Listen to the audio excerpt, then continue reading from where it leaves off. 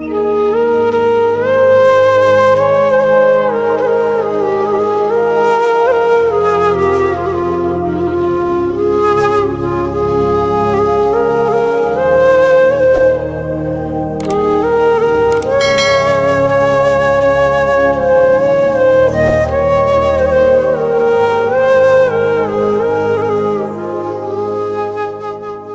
اللہ الرحمن الرحیم۔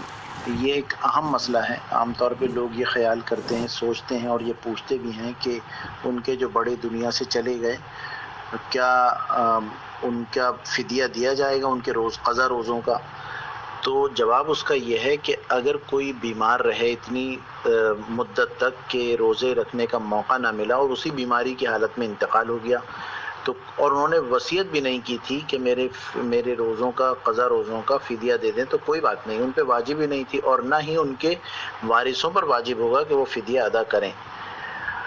اچھا، یہ عذر جو ہے یہ بیماری کی وجہ سے بھی ہو سکتا ہے یا سفر کا بھی ہو سکتا ہے عذر۔ ہاں، اگر کوئی اس حال میں انتقال کرے کہ ان کا عذر ختم ہو چکا تھا، یعنی بیمار تھے پھر صحت مند ہو گئے اور وہ قضا روزے رکھ سکتے تھے لیکن نہیں رکھے، تو اب چاہیے کہ وہ فدیے کی وصیت بھی کریں اور ان کے پھر ورثہ کو بھی چاہیے کہ وہ فدیے کی رقم ادا کریں جو ان کے چھوٹ گئے۔ اور دوسری بات، یہ تو ایک بیماری سے متعلق ہو گیا مسئلہ۔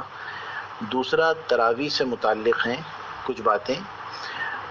نماز تراویح کا جو وقت ہے وہ عشاء کے فرضوں کے بعد شروع ہوتا ہے، اور نماز عشاء سے پہلے اگر تراویح پڑھی جائے گی تو اس کا شمار تراویح میں نہ ہوگا، فرضوں کے بعد تراویح دوبارہ پڑھنی ہوں گی۔ تراویح کی جماعت عشاء کی جماعت کے تابع ہیں، لہٰذا عشاء کی جماعت سے پہلے تراویح جائز نہیں۔ یعنی اگر کوئی یہ سوچے کہ ابھی عشاء کی نماز نہیں پڑھی، پہلے تراویح پڑھ لیتے ہیں، ابھی جماعت میں تھوڑا سا وقت ہے، 15 منٹ میں 4 رکعت ہو جائیں گی، تو ان کی تراویح ادا نہیں ہوگی۔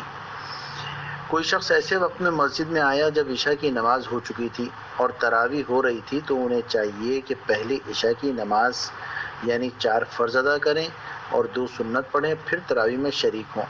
اس دوران اگر کوئی تراویح ان کی رہ گئی تو جب 4 رکعت کے بعد امام بیٹھتے ہیں، جلسہ استراحت کہلاتا ہے یہ، تو اس دوران وہ ادا کر لیں۔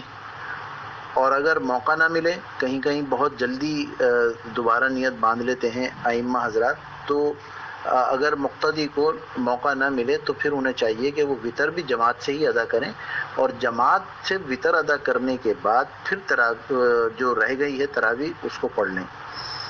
اللہ تعالی ہم سب کو عمل کرنے کی توفیق عطا فرمائے۔ وآخر دعوانا ان الحمد للہ رب العالمین۔